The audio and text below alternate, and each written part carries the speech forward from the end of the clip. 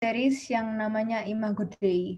Jadi tema besar kita adalah Imago Dei, what does it mean to be human? Apa artinya menjadi manusia? Dilihat dari sudut pandang beberapa subjek. Untuk beberapa yang lalu kita sudah ada Imago Dei from the lens of science sama Dr. Arvin philosophy, psychology, dan lain-lain. Untuk yang kali ini, this is actually our second to last Imago Dei session bersama Pak Stefan Gozali di bidang math. Sebelum kita mulai dengan sesi kita dan juga penjelasan tentang rules dan the dynamics of our session, kita akan buka dalam doa dulu. Bisa minta tolong Bu Oki untuk pimpin kita dalam doa. Mari kita satu dalam doa. Ya Tuhan, kami bersyukur kepadamu untuk hari Sabat ini, di mana kami pagi bisa menikmati ibadah, bersekutu dengan saudara seiman via online, dan juga benih firman Tuhan terus boleh mengisi hati kami, merema sehingga kami boleh menjalani panggilan kami sebagai seorang pendidik Kristen. Dan khusus sore hari ini Tuhan, masih dalam semangat dan kekuatan yang sama daripada Tuhan, kami ingin dedikasikan waktu 90 menit ke depan untuk belajar bersama-sama.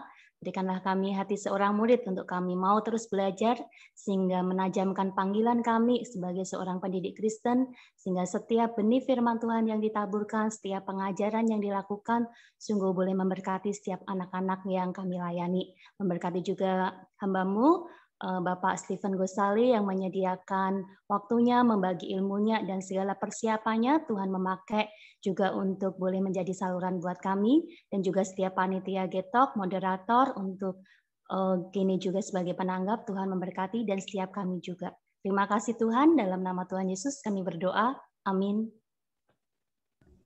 Thank you Bu Oki for the prayer. Jadi teman-teman, seperti getok-getok sebelumnya, kalau misalnya kalian pernah ikut, yang kita lakukan di sini adalah nanti akan ada sesi yang dibawain sama Pak Stefan. It's gonna last for 20 to 30 minutes. Terus akan dilanjutkan dengan tanggapan dari Genesaret.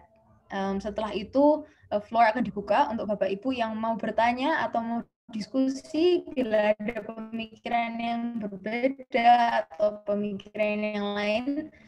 Bisa langsung open mic, atau kalau mau tanya pakai chat juga dipersilahkan. Jadi speaker kita adalah Pak Stefan Gozali dengan topik math. Where is it? Math, telling a creational story. Jadi Pak Stefan Gozali ini dulu Bachelor of Science in Purdue University, majoring in mathematics and minoring in philosophy. Terus sekarang he still has an ongoing education, Master of Arts di Reformed Theological Seminar di bagian Theological Studies. Previously, he was a math teacher di Sekolah Pelangi Kasih, but since July 2010 sampai sekarang, beliau adalah seorang school director di Sekolah Pelangi Kasih. Sedangkan untuk penanggap kita hari ini, Genesaret Chusila, he is a student who is in a university in Germany yang namanya susah dan aku nggak bisa pronounce, so I'm not gonna pronounce it because I'm gonna butcher it. What's the name of your uni again? Technische Universität Berlin. Yes, whatever that is, he pronounces it better. Jurusan matematika. Jadi rest assured kalau memang pembicara dan penanggap kita hari ini are, I would say, experts in their field, and kita pasti bisa belajar banyak dari mereka. Alright, sekian introduction tentang our speaker dan penanggap. Mungkin sesinya bisa dimulai. Saya serahkan floor-nya ke Pak Stefan. Thank you Bu Cynthia. Selamat sore Bapak Ibu sekalian. Perkenalkan, nama saya Stefan Gozali. Saya cukup tegang karena berasa underqualified pada porsinya. Saya sendiri memang dulu kuliah jurusan matematika gitu ya, dan cuman sudah cukup lama saya nggak megang matematika karena saya mulai merambah ke bidang manajemen sekolah gitu ya. Tapi mungkin pada hari ini saya akan membagikan aja ya apa yang menjadi gambaran saya tentang matematika gitu ya.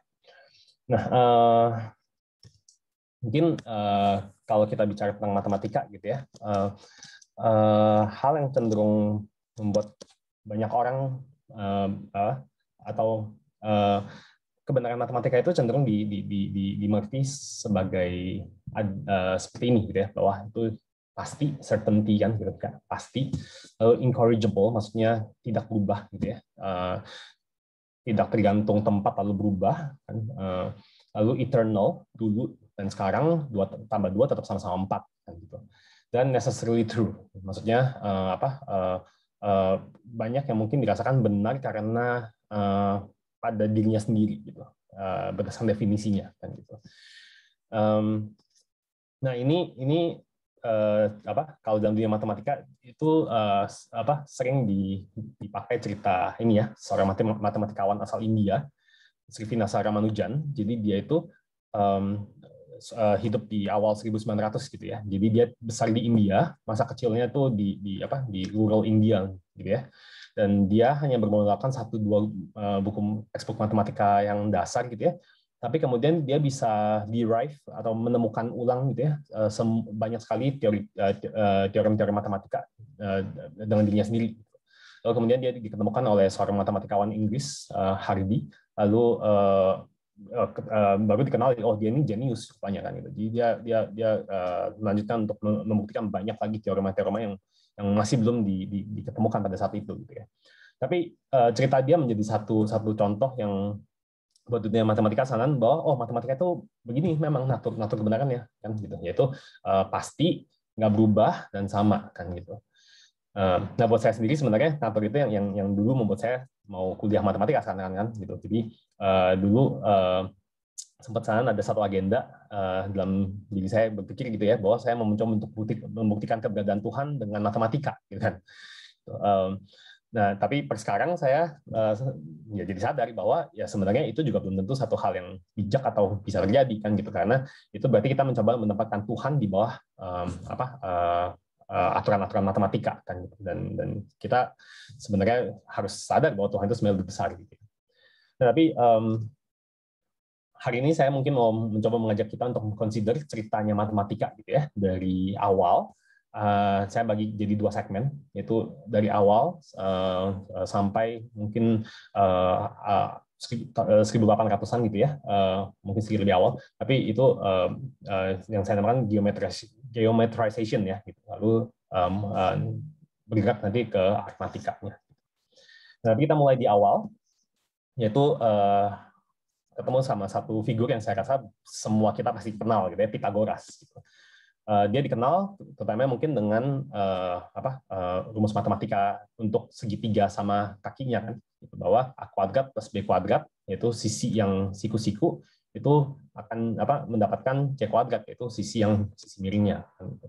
Nah sebenarnya matematika sebelum dia juga sudah banyak teorema atau rumus-rumus yang sudah dipakai gitu ya, karena di Mesir piramid sudah dibangun dengan banyak pengetahuan geometrik yang cukup kompleks kan gitu. Tapi Pythagoras salah satu yang pertama yang memformulasikan matematika menjadi apa yang mungkin kita lebih familiar setelah gitu ya. Jadi, nah cuman satu pendidikan Pythagoras itu adalah dia melihat bahwa semua itu angka, dunia itu terbuat dari angka kan. Misalnya dia juga dikenal untuk Pythagorean tuning gitu ya, dalam musik gitu ya. Jadi dia melihat ada perbedaan rasio dari palu yang mukul besi sehingga itu menciptakan nada yang berbeda kan gitu. Jadi tapi dia melihat oh di musik ada angka, di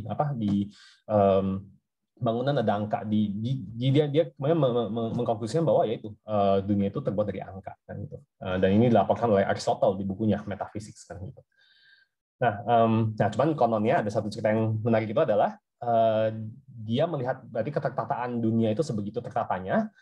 Tapi ketika satu titik dia menemukan nih kan gitu. Di sini saya berikan gambarnya, yaitu segitiga sama kaki kan gitu, segitiga siku-siku yang sama kaki kan gitu. Sisinya satu, maka berdasarkan rumus tadi sisi miringnya akar pangkat 2 kan gitu. Nah pada saat itu mereka selalu dan akar pangkat 2 itu bukan satu angka yang bulat kan gitu. Dan buat mereka angka itu harus selalu bulat atau setidaknya bisa digambarkan sebagai rasio daripada 2 angka bulat. Jadi kononnya ada cerita yang mengatakan bahwa dia mendorong untuk pengikutnya jangan bilangin orang-orang ya bahwa ada akar pangkat 2 ini kan gitu, karena kita tidak bisa menjelaskan. Tapi ini kita mulai bisa melihat bahwa ada satu concern tentang konsistensi dalam matematika yang sangat sangat diperhatikan gitu ya. Nah, kita kemudian bergerak untuk ke karakter berikutnya, Euclid ya, Euclid. Nah, Euclid ini sebenarnya kalau sejarah tanggal kapan dia hidup dan lain sebagainya itu agak-agak kurang jelas ya kan. Tapi buku yang hasil karya dia, yaitu nama bukunya The Elements, itu menjadi satu buku yang sangat menjadi dasar untuk perkembangan matematika selama berapa ribu tahun ke depannya kan. Malah kalau saya kemarin lihat di mana saya lupa, Elements ini menjadi buku kedua yang dicetak terbanyak setelah Alkitab malah di seluruh dunia gitu ya katanya. Nah, tapi isi buku ini seperti apa sih sebenarnya? Jadi buku ini mengasumsikan bahwa kita hanya bisa menggambar dengan penggaris, garis lurus dan kompas itu jangka ya kan gitu. Nah, dia menuliskan 13 buku itu isinya ada 130 definisi gitu ya. Lalu ada 5 common notion. Common notion itu jadi nuansa-nuansa yang umum. Misalnya seperti apa? Misalnya kalau ada hal yang sama dengan ada hal A sama dengan hal B dan B sama dengan C, maka A juga sama dengan C. Gitu ya. Jadi nuansa-nuansa umum kan maksudnya dia kan gitu. Lalu dia taruh 5 postulat. Postulat itu jadi satu hal yang dia anggap sebagai benar atau bukan benar ya. Satu hal yang dia pakai gitu ya, kebenarannya, dan itu dia dirasa benar aja kan gitu. Nah, dengan 131 definisi, 5 common notion, 5 postulat, dia membuktikan 465 proposisi tentang matematika kan gitu. Banyak yang mungkin kita belajar itu dulu waktu di sekolah kan gitu. Termasuk juga misalnya kayak luas segitiga yang setengah kali L sekali tinggi kan dan lain sebagainya. Nah, jadi ini bergerak dari Pythagoras tadi konsepnya tetap sama. Jadi kita bergerak dengan matematika yang dimana ada satu konsistensi sistem yang tertutup gitu ya, tapi di dasarnya itu tuh ada aturan-aturan lah yang mendasar yang dipakai untuk membangun semua teorema itu. Nah, menariknya itu adalah sebenarnya pada postulat number 5 ini, postulat nomor 5 kan gitu.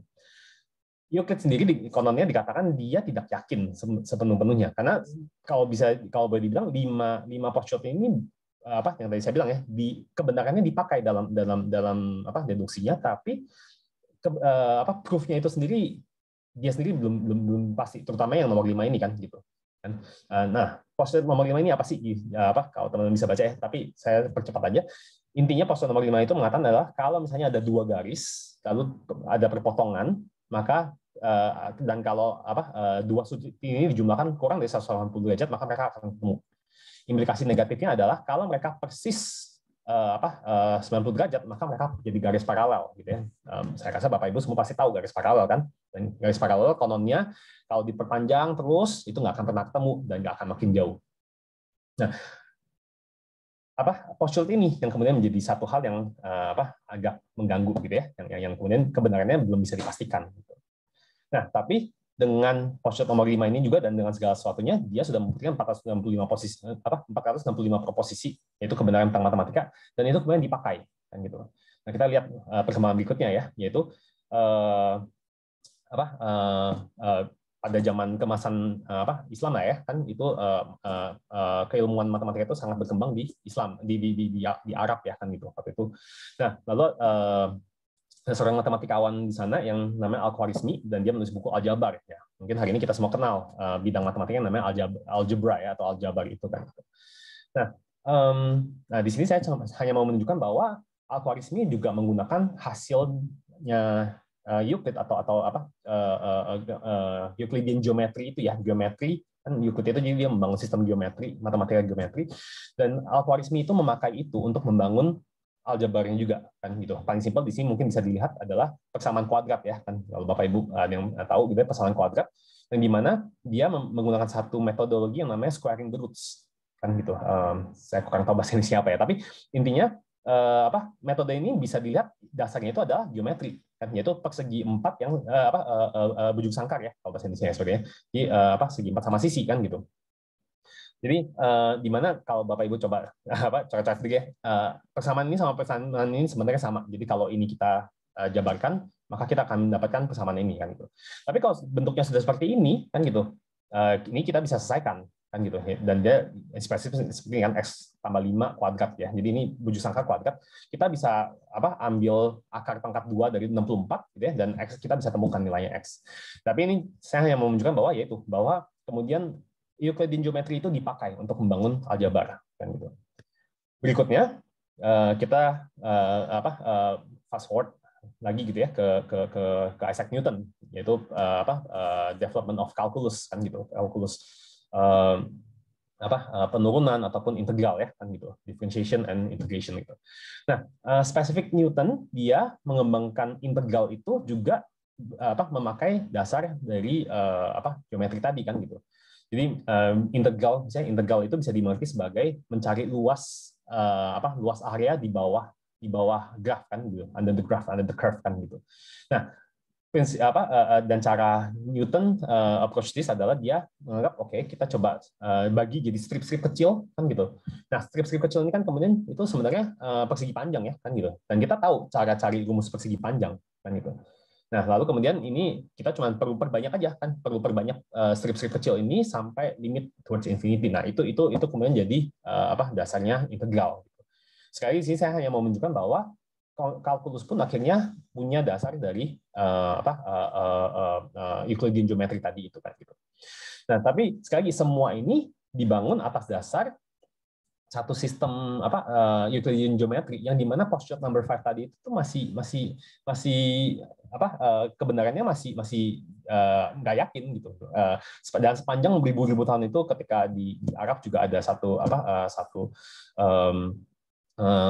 intellectual mathematician lainnya, Omar Khayyam, yang dia mencoba untuk membuktikan postulate 5 dan nggak terlalu berhasil kan gitu. Jadi untuk mau bilang itu pasti benar atau pasti salah, proof kan gitu. Nah, dan kenyataannya ternyata memang kalau di hari ini gitu ya, kita tahu bahwa ya itu memang belum tentu pasti selalu benar gitu. Jadi in simple word, garis paralel itu nggak selalu pasti nggak akan ketemu gitu. Kan gitu. Nah, dalam perkembangan matematika sekarang itu ya sekarang kita sudah bisa katakan gitu bahwa dalam untuk garis paralel yang nggak pernah ketemu dan tetap pada jarak yang sama itu kita bisa katakan itu dalam Euclidean geometry. Kenapa bisa begitu? Karena dia di permukaan yang rata kan gitu. Nah, tapi coba kalau bayangkan permukaannya itu kayak pelana yang di gambar kedua kan gitu. Nah, maka garis paralel itu akan mencar kan gitu.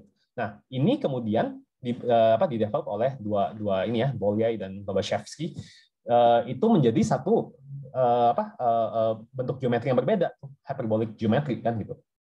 Lalu dan atau mungkin yang ini yang mungkin lebih intuisi kita lebih masuk kali ya, kan yaitu kalau misalnya garis lurusnya itu tuh di permukaan yang bulat kan itu, atau permukaan yang oval, spherical kan gitu, maka garis paralel itu akan ketemu kan gitu ya. Paling simpel contohnya adalah dalam bola dunia ya kan, bola dunia kita tahu dibagi ada garis-garis longitudinal kan gitu. Garis longitudinal itu semua dari kutub utara ke kutub selatan, tapi dia memotong khatulistiwa dan perpotongan di khatulistiwa itu pasti 90 derajat kan ya, theoretically ya kan. Tapi semua perpotongan 90 derajat itu yang artinya berdasarkan definisi paralel, mereka paralel, tapi mereka ketemu tuh garis-garis paralel longitudinal itu ketemu di kutub utara dan kutub selatan. Tapi kemudian itu menghasilkan bidang geometri lainnya lagi kan, elliptical, spherical, dan kalau dalam hari ini ada yang namanya differential geometry kan gitu, geometri yang kemudian itu di atas permukaan yang macam-macam, karena realitanya itu adalah hidup itu bukan di atas permukaan yang datar saja kan gitu. Nah di sini jadi di sini saya mau menunjukkan bahwa gini ya, bahwa matematika itu berkembang di atas satu sistem gitu ya, satu sistem pikir yang kemudian konsisten, tapi dasarnya itu seringkali itu belum tentu selalu baku gitu. Ini saya hanya mengangkat satu jokes ya dari satu mathematician kan, dia bilang God exists since mathematics is consistent and devil exists since we cannot prove it gitu. Tapi mungkin satu hal yang menarik untuk saya angkat di sini adalah gini ya, bahwa dalam dunia matematika itu seringkali konsistensi matematika itu sebegitu luar biasanya kan, itu impress us kan gitu. Dan ketika konsistensi itu impress us gitu ya, itu seringkali jadinya kita kepleset untuk melihat bahwa berarti itu yang ultimate reality-nya tuh, gitu, bahwa dunia itu pasti tertata rapi, semua itu pasti maka yang paling dasar dari semua ciptaan dari semua realita dunia itu adalah angka mungkin kan, kayak Pythagoras kan gitu. Jadi Pythagoras bukannya bego-bego amat untuk ngomong begitu kan kasarnya kan gitu. Dan sebenarnya Pythagoras pun dia kalau di zaman kuno dia banyak temannya kan gitu. Ada kalau teman-teman yang belajar filsafat ya, ada Thales yang bilang semua itu dasarnya adalah air, kan, atau ada yang bilang apeiron atau air kan gitu. Jadi ya sebagai manusia seringkali kita mau mencari satu penjelasan kan tentang realita gitu ya, dan salah satu jebakan penjelasan terhadap realita itu adalah ini kan gitu, monisme kan gitu. Kita hanya kita menjelaskan, melihat kepada sekitaran kita apa yang ada, yaitu kita jelaskan dan apa yang ada saja kan gitu, dan itu di segala-galanya kan gitu. Nah, sejalan dengan ini seorang pemikir Kristen, Christopher Watkins ya, kan dia kayak sejalan dengan Poitras, Van Poitras dan John Frame. Mereka meng-highlight gini loh, bahwa sepertinya kalau kita ngomongin tentang ultimate reality kan gitu, dalam kehidupan realita gitu ya, penjelasan manusia tentang ultimate reality itu biasanya antara satu dari dua hal ini kan gitu. Either realita itu ada penjelasan yang absolut, atau realita itu penjelasannya personal.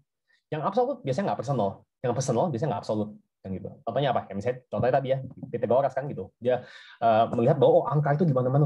Nah, angka itu dijadikan penjelasan terhadap realita, dan itu absolut, semua itu angka kan gitu. Tapi ya memang ya itu ya, realitanya adalah dia ketemukan ada yang nggak konsisten pada absolutismenya itu kan gitu. Nah, tapi yang absolut itu cenderung misalnya kayak tadi ya, Thales ngomong water dan lain sebagainya kan gitu. Atau mungkin kalau hari ini kita bisa katakan di agama Hindu kan menjelaskan bahwa ultimate reality itu Atman kan gitu. Atman itu apa kan? Itu absolut tapi tidak personal kan gitu. Nah, di sisi lain ada yang personal kan, tapi itu nggak absolut. Contohnya misalnya penjelasan misalnya dewa-dewa Greka kuno kan gitu. Dewa-dewa Greka kuno itu disembah sebagai dewa kan gitu. Jadi mereka memberikan atribut-atribut yang personal kan gitu.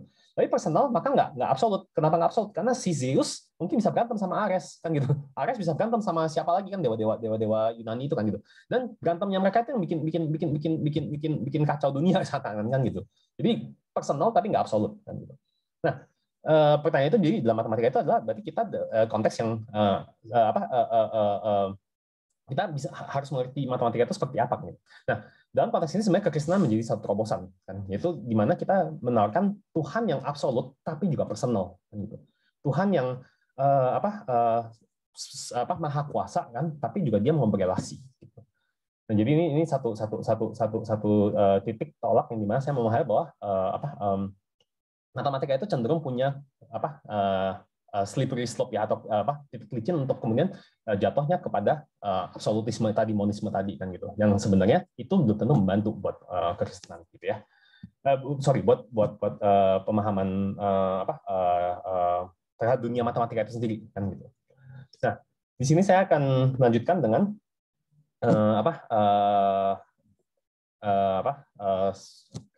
satu rangkaian cerita matematika yang lain ya. Nah, ini saya hanya menunjukkan bahwa seringkali dalam matematika begitu tuh kan. Yang tadi contoh pertama itu ya tadi ya, kan parallel line kebenarannya diragukan, ketemu bidang baru kan gitu. Lalu kemudian saya square root of -1 ya, akar angkat -1 kan gitu. Ya nggak bisa, sebenarnya nggak bisa diakarin kan gitu. Tapi kemudian ketika didefinisikan menjadi I kan gitu, I itu sama dengan akar pangkat 1, itu menciptakan bidang matematika baru lagi tuh kan gitu. Itu dia menyatakan imaginary numbers, terus jadi sekarang hari ini ada complex analysis dan lain sebagainya. Lalu kayak tadi misalnya akar pangkat 2, nah itu juga membentuk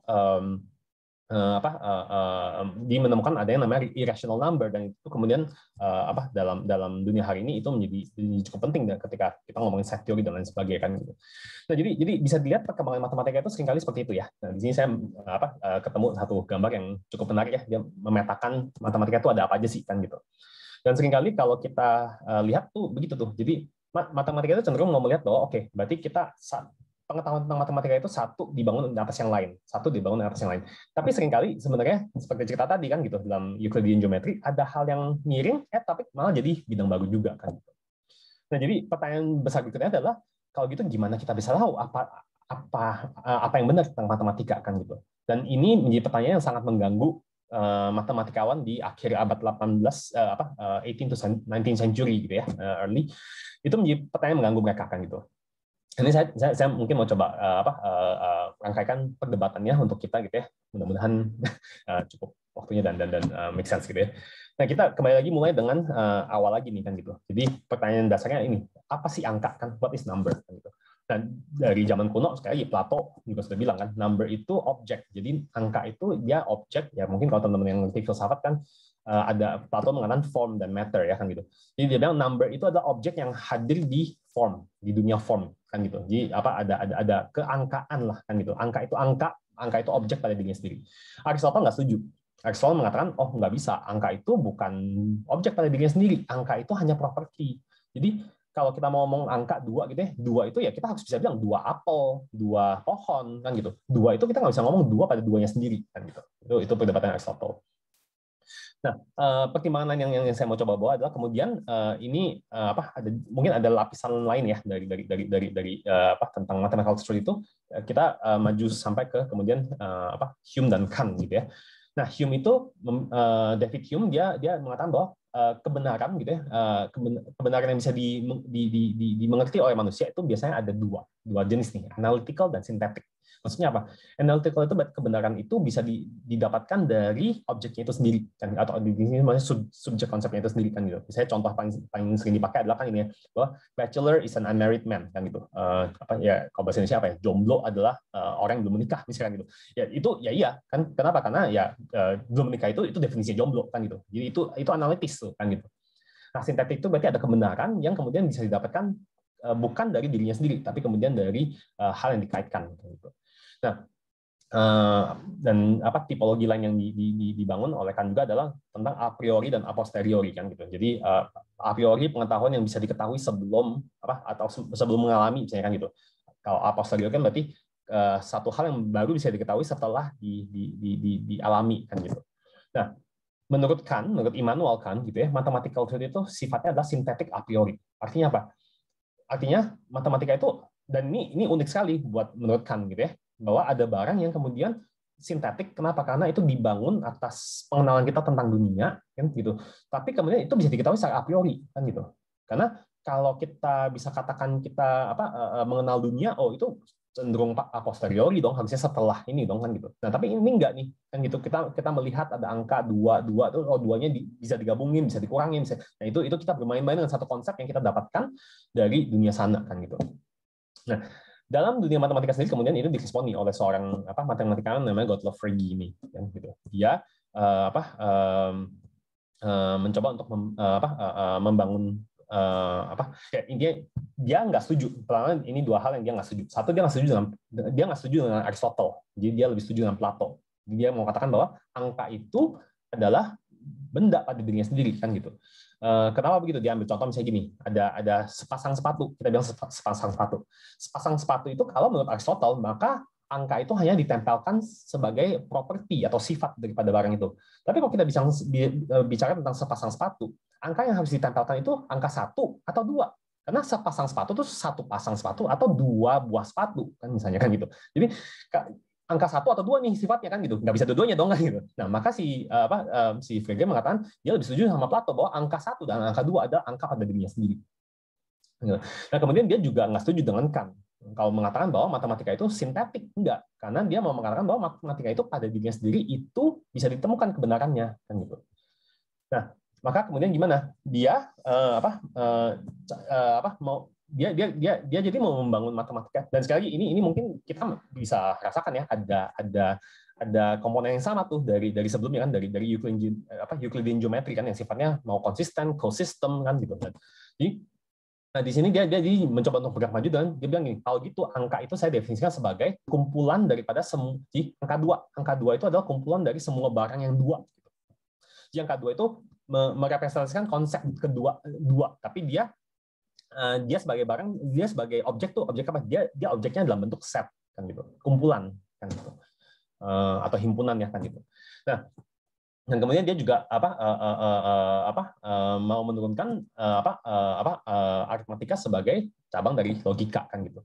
Karena agendanya dia adalah ini, logicism kan gitu. Yaitu dia mau mengatakan bahwa semua teori dalam matematika itu harusnya bisa dirangkaikan dari satu sistem formal yang logis kan, yang logika kan gitu. Jadi dari ya ini di satu sini ada titik pergeseran yang dimana dia mau mendorong bahwa matematika yang tadinya dasarnya geometri karena lebih kebayangkan barangnya lebih kelihatan kan, lebih bisa divisualisasi ya, maksudnya bisa diintuisikan lah kan gitu. Nah ini dia mau bergeser kepada tapi intuisi itu terbatas kan gitu. Nah dia mau mencoba untuk mengabstraksikan dan jadi ada analisa pada abstraksinya itu sendiri kan gitu. Nah mungkin Bapak Ibu pernah tahu lah ya kan set theory. Jadi dia mulai menjadikan set theory itu di satu hal yang penting yang kemudian itu dia mau bangun itu sebagai fondasi daripada seluruh pengetahuan matematika kan gitu. Nah jadi apa yang dilakukan adalah dia mencoba untuk membangun satu bahasa logika gitu ya, second order predicative logic. Ini by the way PowerPoint saya taruh keyword-keyword yang harapannya mungkin teman-teman bisa research juga ya kalau misalnya mau gali lebih jauh. Tapi itu, jadi Frege itu jadi agendanya adalah dia mau mencoba untuk membangun satu bahasa logika gitu ya, yang menjadi fondasi terhadap matematika. Jadi dia coba itu, dia lakukan, dia tulis 2 buku, buku pertama dipublish, lalu menjelang buku kedua dia dipublish gitu ya, ada simpatisannya dia, Bertrand Russell. Hari ini dia terkenal sekali, mungkin ya sebagai satu filsuf dan matematikawan yang cukup terkenal. Dan Bertrand Russell surat ke dia kan gitu, dan saya temukan nih ada satu masalah dengan agenda kamu kan. Jadi nama yang sebelumnya di mana sistem aksiomatik kan, maksudnya aturan-aturan aksiom itu aturan-aturan dasar yang kamu bangun untuk jadi dasar matematika itu kayaknya ada paradoksnya deh atau ada kontradiksinya deh kan. Nah kontradiksinya ini nih kan gitu. Itu kalau kemudian kan karena dia bangun logika itu untuk bahasa logika untuk set teori ya kan. Jadi paradoksnya itu dikatakan bahwa kalau ada satu set yang ada satu kumpulan gitu, ada set yang isinya itu adalah set yang bukan member of itself kan gitu. Pertanyaannya adalah set ini jadi ada di dalam set itu nggak kan gitu. Mungkin lebih gampangnya pakai yang ini ya, Barber paradox ini, jadi penyaduran ulang gitu ya. Jadi misalnya kalau dibayangkan dalam satu kotak gitu ya, jadi ada satu tukang cukur barber kan gitu. Jadi if a barber, kalau ada satu tukang cukur yang mencukur semua pria di kampung itu yang tidak mencukur dirinya sendiri, dia ada aturan nih, ada aturan di kampung itu yang kemudian ada semua pria yang tidak mencukur dirinya sendiri harus dicukur oleh tukang cukur ini kan gitu. Pertanyaannya, tukang cukur ini cukur diri dia sendiri nggak? Gitu. Karena kalau misalnya dia cukur diri dia sendiri, berarti dia nggak perlu dicukur oleh si tukang cukur, which is dirinya sendiri kan gitu. Tapi kalau kemudian dia nggak mencukur dirinya sendiri, berarti dia harus dicukur oleh tukang cukur, yaitu dirinya sendiri juga kan gitu. Jadi ini mungkin gambaran ini ya, gambaran mengatakan bahwa jadi sebenarnya paradoks ini adalah memberikan satu pertanyaan besar pada Frege, itu adalah berarti agenda lu itu bisa terjadi nggak? Ada satu bahasa logika yang segitu solidnya yang bisa menjelaskan segala sesuatunya nih sekarang kan gitu, dalam matematika kan terutama kan gitu. Dan itu dia akui paradoks ini menghancurkan agenda dia, dan konon waktu dia dapat surat ini dia mental breakdown habis itu, dan dia never really recover from that kan, sampai dia tua kan gitu. Nah, tapi di satu sisi set teori sendiri gitu ya, set teori atau axiomatic set teori itu yang agenda ini ya, yang menjadi foundation of faith itu tetap berlanjut kan gitu. Russell sendiri Bertrand Russell sendiri dia simpatisan daripada agenda itu kan. Lalu dia mencoba untuk lanjutkan dengan buku Principia Mathematica kan gitu, yang dia tulis kolaborasi dengan Alfred Knott Whitehead. Nah, tapi itu sendiri pun kemudian masih belum cukup utuh tuh untuk menjadi set teori yang bisa menjadi fondasi. Jadi ini sekali lagi agenda itu adalah mereka karena geometri itu sudah diketemukan kan tadi kan Euclidean geometri itu ada varian-varian lain, lalu mereka mau mulai menggeser bahwa kalau gitu dasarnya matematika itu nggak bisa geometri nih, kita mau ke aritmatika. Aritmatika itu berarti apa? Kita mau deduksi secara aritmatika, dan aritmatika itu diturunkan lagi kepada logika kan gitu. Itu menjadi agenda daripada mereka ini ya, yang logicism itu kan gitu. Nah, fast forward gitu ya. Set teori ini sendiri kemudian berkembang, dan itu memang membentuk beberapa hal yang cukup membantu dalam perkembangan ilmu matematika kan gitu. Jadi misalnya versi set teori ini sendiri ya itu maju terus kan gitu. Karena misalnya sebenarnya kayak tadi Frege dia juga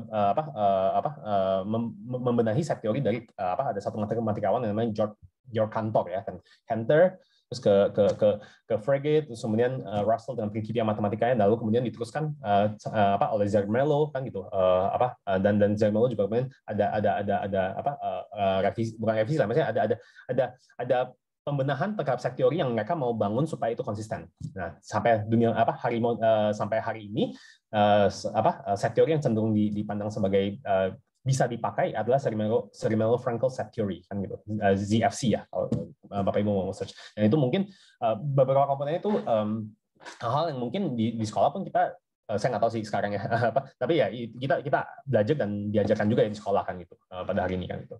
Nah, tapi pertanyaan tentang set teori ini tetap bisa menjadi satu hal yang bisa dipakai untuk mendeduksikan hal tertentu, tapi tetap ada satu pertanyaan besar, yaitu sebenarnya pada awal 1900 ya, bahwa set teori ini jadi bisa dinyatakan konsisten nggak nih? Kan kita mau membangun kan, karena gambarnya mereka itu ya tadi monisme dan ekosistem itu kan, berarti ada aturan yang kecil di bawah bisa menjelaskan segala sesuatunya. Tapi kita harus bisa pastikan nih ini konsisten yang di bawah ini kan gitu. Di bawah ini konsisten gitu.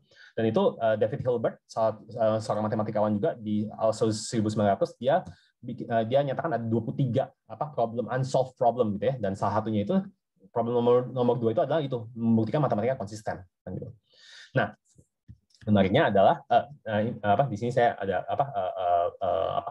ini ZFC ya, ZFC set teori sekarang, tapi saya cepat dulu ya. Nah, menariknya adalah problem nomor 2-nya Hilbert itu menarik perhatian seorang matematikawan, Kurt Gödel kan gitu, Kurt Gödel. Nah, di tahun 1930 kalau nggak salah ya. Nah, Kurt Gödel mendapatkan satu hasil yang isinya begini kan gitu. Nah, dan intinya hasil dari Kurt Gödel itu yang dinamakan incompleteness theorem gitu ya. Itu sebenarnya menghancurkan agenda konsistensi itu gitu. Karena apa? Kurt Gödel basically membuktikan bahwa nggak akan bisa deh matematika sebagai closed system gitu ya, atau ada bahasa second order language itu tuh gitu ya, logical language itu nggak akan bisa membuktikan dirinya sendiri itu konsisten kan gitu. Itu dari teorema nomor 2-nya. Nah, teorema nomor 1-nya juga menarik kan gitu, yaitu dia katakan jika ada satu formal closed system, maka akan selalu bisa ditemukan ada satu hal yang tidak bisa dibuktikan kan gitu. Nah, sebenarnya implikasi daripada teorema nomor 1-nya itu adalah itu, berarti dalam matematika itu bisa jadi ada hal yang mungkin benar tapi belum tentu bisa dibuktikan. Artinya ada perbedaan antara hal yang pasti benar dan ada hal yang bisa dibuktikan. Jadi satu hal yang benar ya belum tentu bisa dibuktikan dalam matematika kan gitu. Saya kalau salah satu contoh yang sering dipakai dalam hari ini adalah ada satu teorema matematika yang Goldbach conjecture ya. Jadi itu satu conjecture kan masih tebakan lah sifatnya kan, yang mengatakan bahwa semua angka even number tuh angka even tuh angka genap gitu ya, bilangan genap itu bisa ditulis sebagai jumlah daripada dua bilangan prima gitu. Kan gitu. Jadi misalnya bilangan genap 2 kan itu 2 satu bukan prima deh ya, tapi saya 4 itu bisa ditulis 3 tambah 1 3 prima 2 dan 2 kan 2 prima kan gitu kan, 6 bisa ditulis sebagai 3 plus 3 kan gitu. Dan selanjutnya, tapi intinya itu belum bisa dibuktikan tuh. Ya ada hal yang kok kayaknya benar tapi kita belum bisa buktikan kan gitu. Nah, itu sekali lagi di sini saya hanya mau menggambarkan bahwa di mana secara epistemologi gitu ya, tadi kalau di awal kita ngomongin tentang masalah matematika pada realitanya sendiri gitu ya, itu seringkali kepleset ke monisme. Secara epistemologi matematika itu seringkali kepleset kepada yaitu bahwa kita sistem aksiomatik, sistem ini kan gitu, dan dijadikan closed systemnya itu yang dimasalahkan gitu. Yang dimana mau mencari satu hal yang ini, dan sementara Gödel sudah menghancurkan ini kan, teorema Gödel gitu. Nah, implikasinya apa nih jadi? Nah, di sini mungkin saya pengen merangkai ke dalam ini ya, bagaimana matematika dan image of God, atau kita sebagai orang Kristen melihat matematika kan gitu. Nah, di sini mungkin kalau Bapak Ibu ada yang sudah pernah dengar, tapi di sini saya mencoba membawa satu pemikiran dari seorang pemikir Kristen namanya Herman Dooyeweerd ya gitu. Nah, dia mengatakan gini, bahwa realita itu tuh ya realita itu kaya. Ciptaan Tuhan itu kaya kan gitu. Maka kekayaan ciptaan Tuhan itu ya kita terima dulu saja kekayaannya kan, itu ada 15 aspek nih yang dia katakan ya hadir di ciptaan Tuhan kan gitu. Dan masing-masing 15 aspek ini punya maknanya masing-masing, punya porsi masing-masing untuk bukan masing-masing, ada maknanya masing-masing lah pada tempatnya masing-masing kan gitu.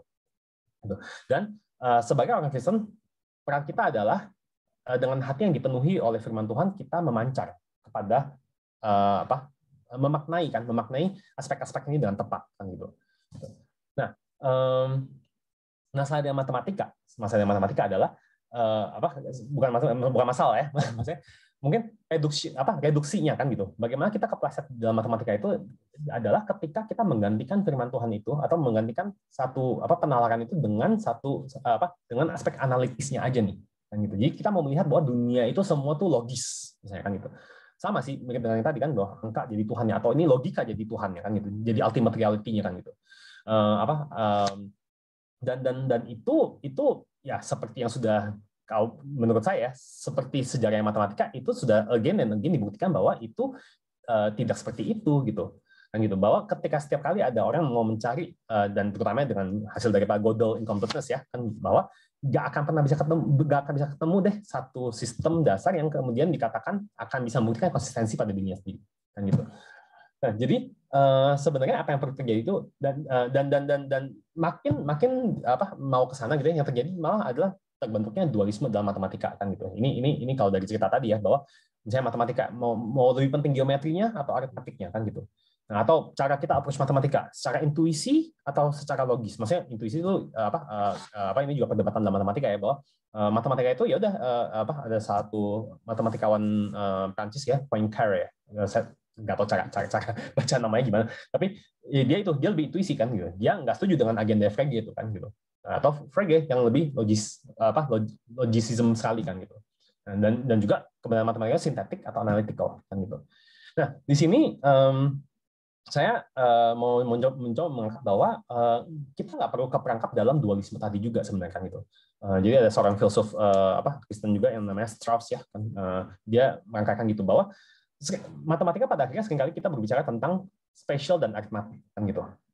Dimensi yang di bawah ini kan, pemaknaannya di bawah sana kan gitu. Bawah atas tuh bukannya mana lebih penting nggak, tapi ini realitanya aja kan gitu. Bahwa dia ada dua aspek ini. Nah, tapi seringkali yang kita jadikan adalah kita mau ambil satu aspek, jadi semua misalnya itu yang paling penting buat segala sesuatunya kan gitu. Nah, nggak perlu gitu, nggak perlu. Jadi ya udah kita hargai aja angka sebagai angka, space sebagai space, kan geometri sebagai geometri. Ini simpelnya ya, dan aritmetik sebagai aritmetik. Dan itu masing-masing ada space-nya, ada maknanya. Yang kita perlu lakukan sebagai orang Kristen itu adalah memaknai itu dengan benar, kan gitu.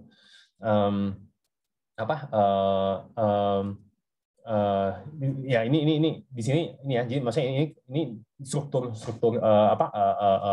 ciptaan lah ya kalau menurut teori the word adalah gitu ya, bahwa semua barang itu tuh pasti dia ada aktif aspeknya kan gitu. Misalnya contohnya binatang nih kan, binatang itu aktif aspeknya dia dari aritmetika sampai physical kan, sensitif kan gitu. Nah tapi nah di sini dia aktif nih kan, mungkin dia ada angkanya, ada kaki yang 4, dia bisa gerak kan, dia bisa makan, dan dia bisa merasa sakit misalnya kan gitu.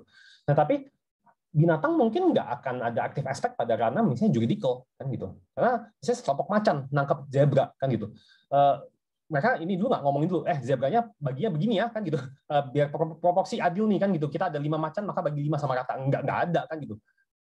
They don't worry about that, ya makan zebra aja langsung kan gitu, rebut-rebutannya aja kan gitu. Jadi itu dikatakan bahwa nggak ada binatang itu ethical aspeknya itu pasif kan gitu, atau nah dalam karena pasif aspek itu berarti itu bisa diberikan makna oleh manusia seringkali kan gitu. Nah, ini di sini ketika saya mungkin saya mau perkenalkan juga konsep tentang qualifying anticipation gitu ya, dan jadi untuk aspek yang di bawah itu cenderung bisa dipakai untuk membangun makna yang lebih buat aspek yang di atasnya kan gitu. Dan sebaliknya, maka kalau ada aspek yang di atasnya itu memberikan gambaran yang lebih luas untuk pemaknaan daripada aspek yang di bawahnya. Kalau ini agak sedikit terlalu teoritis, tapi gambar saya begini. Ini kalau slide ini usaha saya sendiri ya. Ini kemarin saya pengen coba untuk confirm apakah ada matematikawan yang bisa confirm ini dari tradisi Dewey gitu ya, Dewardian, tapi belum ketemu nih. Tapi gambar saya begini, teman-teman. Jadi misalnya Ini saya ketutupan sendiri. Sorry. Jadi misalnya dalam number theory gitu ya, number theory itu basically ya dia ranah aktif aspeknya tuh dia numerical ini kan gitu. Nah, dia aktifnya di situ aja. Nah, kita secara analitis kita mau ngomong number theory itu tuh ada struktur-struktur yang rapi, yang indah, itu urusan kita. Itu kita yang memaknai kan gitu. Tapi kita nggak bisa katakan bahwa number karena dia indah, dia segala-galanya. Nggak bisa kayak gitu. Kan gitu. Kita hargai saja number itu sebagai number kan gitu, sebagai ciptaan Tuhan yang ada kerapiannya, keindahannya yang kita maknai kan gitu. Tapi bukan itu menggantikan segala-galanya kan. Nah, terakhir implikasinya buat pendidikan jadi bagaimana nih kan gitu. Nah, buat saya menurut saya implikasi dalam pendidikan berarti gini, dalam proses pendidikan matematika itu sendiri ya, seringkali kita harus menyadari bahwa matematika itu ciptaan Tuhan yang Tuhan ciptakan yang ketika diketemukan dengan manusia gitu ya, itu selalu ada hal yang bisa jadi kaya kan gitu. Maksudnya kita mungkin nggak pusing ketika anak kecil ketemu mainan ya dia explore aja kan gitu. Nah, maka selalu perlu ada satu langkah awal di mana kita memperkenalkan matematika itu dalam satu konteks yang play kan gitu. Satu sifat yang dimana mengizinkan mereka untuk immerse, untuk menyelami kan, matematikanya, lalu menyelami apa itu angka misalkan gitu. Ambil contoh, kalau buat saya, pengalaman saya sendiri, saya punya anak gitu ya. Anak saya sekarang udah umur 10 tahun dan 7 tahun, tapi anak kedua saya waktu umur 4 tahun dia sangat senang saya ajak main board game kan gitu. Nah, karena dia main board game, konsep angka itu masuk sendiri kan gitu. Jadi sehingga waktu dia masuk naik kelas 1 SD gitu ya, tambahan gitu ya, 2 digit atau bahkan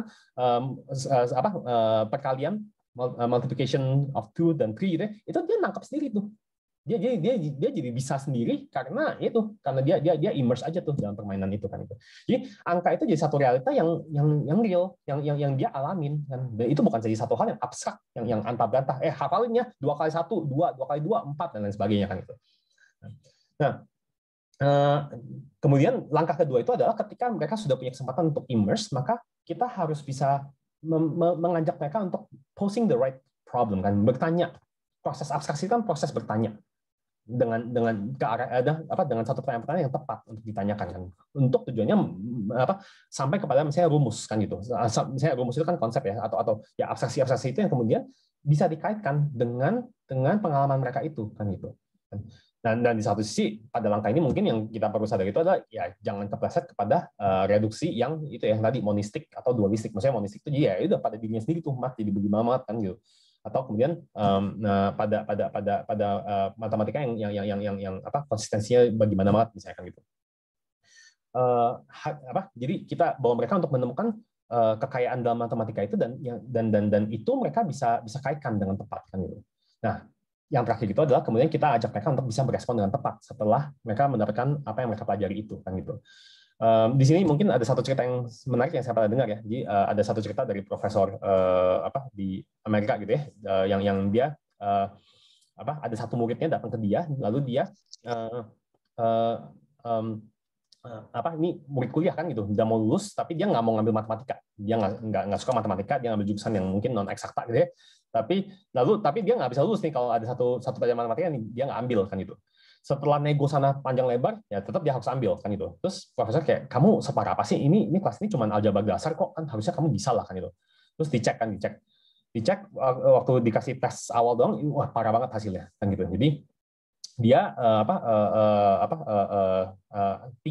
kurang 5 kan gitu, 0.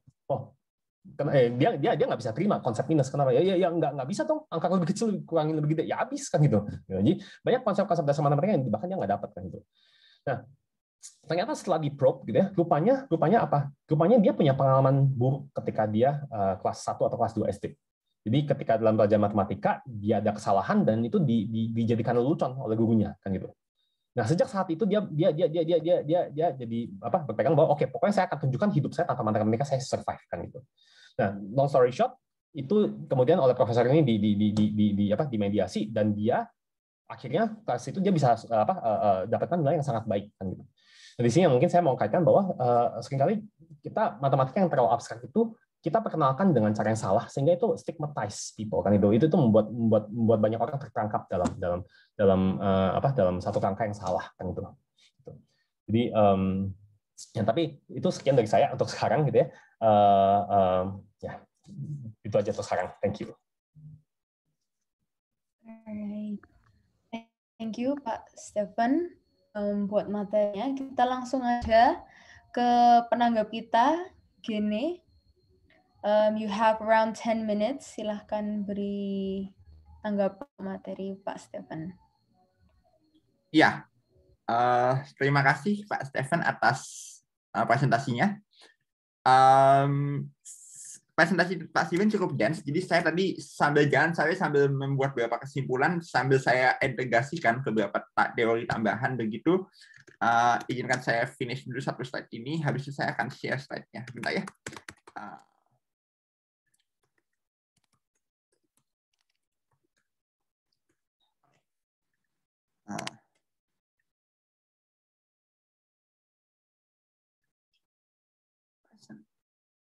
Cynthia, would you mind if would it be possible for me to share the screen?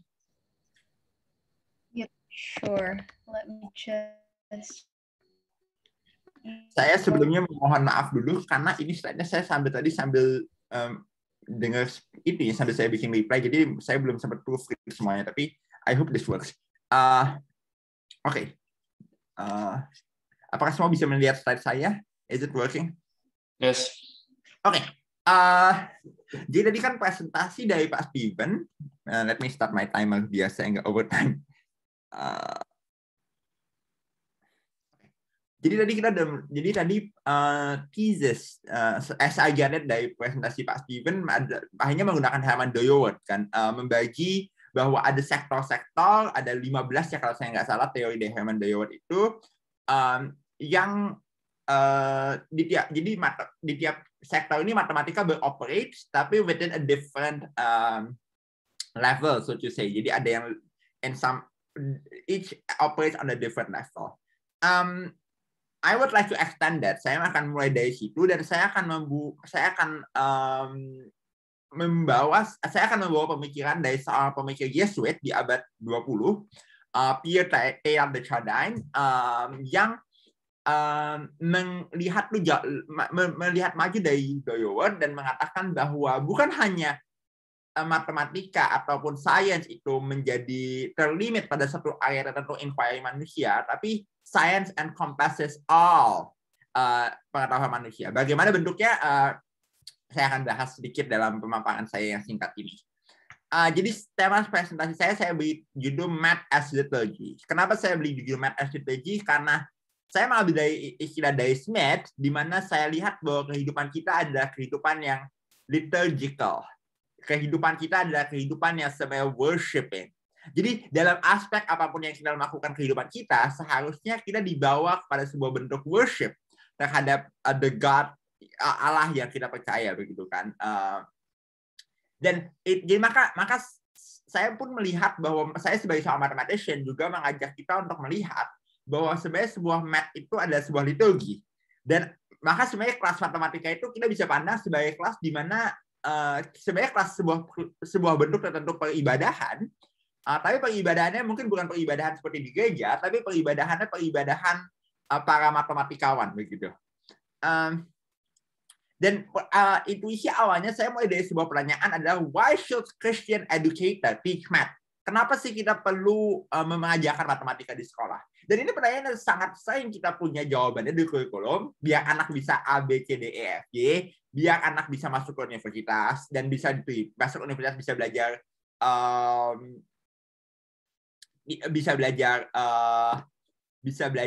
di universitas, bisa masuk ke jurusan fisika, dan kemudian belajar, begitu. Tapi we never really answer kenapa Christianity itself have the duty to teach math.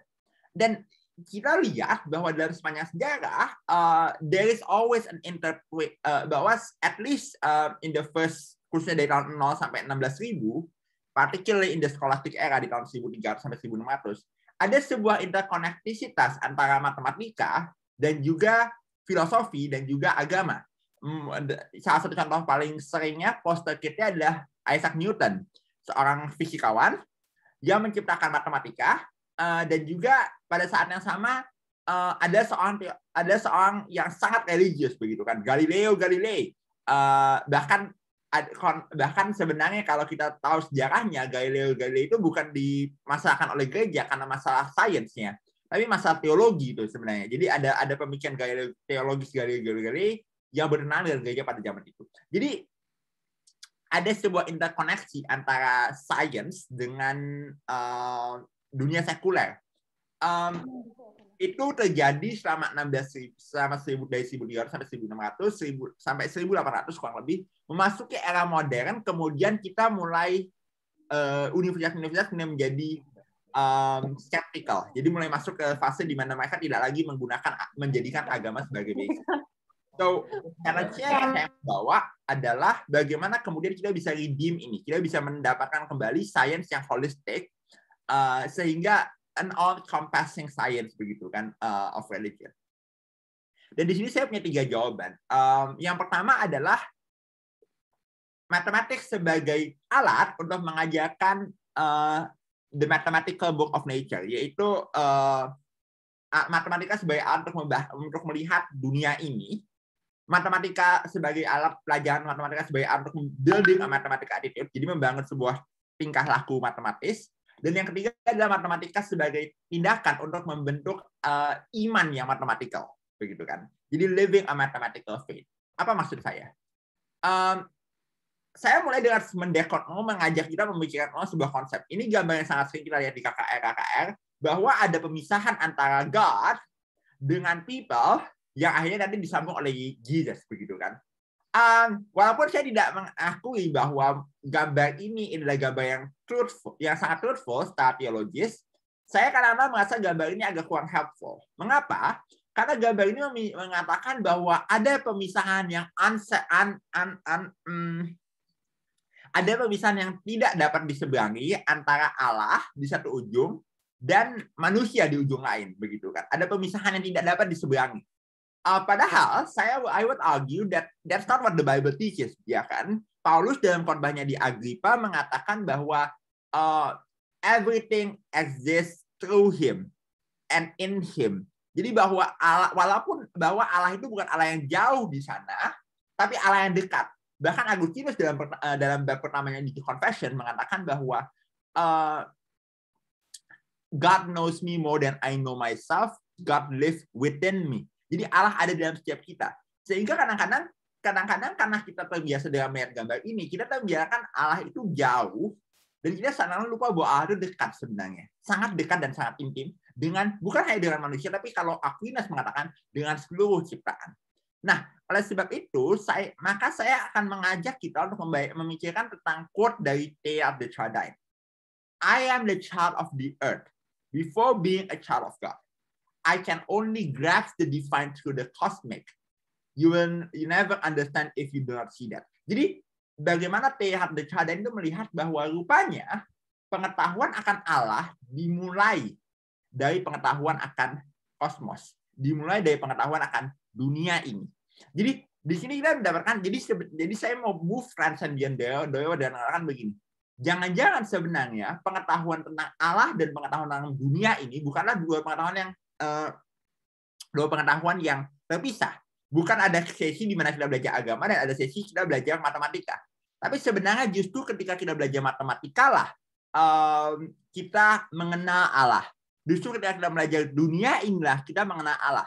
Dan saya ini dalam salah satu tulisan saya mengatakan bahwa to know God is to know God's creation, the thing that He loves. For God is love.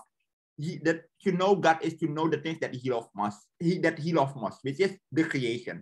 Jadi karena Allah adalah kasih, maka mengenal Allah harus dapat kita akui melalui mengenal kasih ekonomisnya, yaitu pada dunia ini. Nah, maka ini ada ilustrasi yang Teilhard de Chardin berikan yang menurut saya sangat menarik. The world is round. Ini sebuah fakta sains nih, sebuah fakta kenyataan bahwa dunia ini bulat begitu. Tapi kemudian ditambahkan so that friendship may encircle it. Jadi dia bergerak dari sebuah pengetahuan akan kognitif menjadi pengetahuan spiritual. Jadi melihat kebulatan bumi Theia berpindah ke dalam kenyataan bahwa ini jugalah sebuah kenyataan spiritual, yaitu bahwa ada sebuah kasih yang mengembody seluruh bumi ini. Jadi ada dialektika antara pengetahuan science dan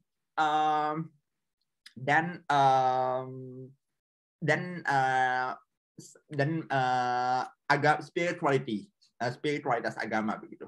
Nah, itu yang pertama. Yang kedua adalah sebenarnya mengajar matematika adalah saya mengajak ini saya harus typo ada building a mathematical attitude begitu kan. Dan ada 3 hal yang saya ingin point out di sini. Yang pertama adalah what is a mathematical attitude? Having faith, being willing to move forward even if I do not yet know. Jadi mungkin kalau kita terbiasa di sekolah itu ada, makanya saya sebenarnya agak kurang suka bahwa di sekolah itu seakan-akan kadang-kadang nilai itu hanya diberikan kalau anak itu bisa jawab soal, atau guru udah punya kunci jawaban, anak-anak hanya diberi nilai according to sebagai how far in the kunci jawaban guru dia udah bergerak. Jadi kalau anak ini baru di step 1 di kunci jawaban guru, dia tidak bakal di value begitu banyak begitu kan. Tapi seharusnya menurutku paradigma yang kita encourage adalah bahwa keberanian seorang anak untuk bisa mencoba sesuatu, even if itu salah, itu pun harus satu yang kita value. Jadi being willing to move forward, walaupun saya belum tahu jawabannya seperti apa, walaupun saya belum tahu apakah cara saya benar atau enggak, tapi saya mau coba move forward. Jadi ini an attitude of faith menurut saya. Itu yang pertama. Yang kedua adalah kenapa kita harus melatih mathematical attitude adalah karena matematika mengajak kita untuk being able to question everything critically, including adalah what we believe in sebenarnya di sini. Jadi kita hidup di era post-truth yang banyak sekali desonansi, dan akhirnya kita perlu kita perlu mengajak anak-anak kita untuk berpikir kritis, dan matematika dapat mengajar mereka untuk melakukan hal itu.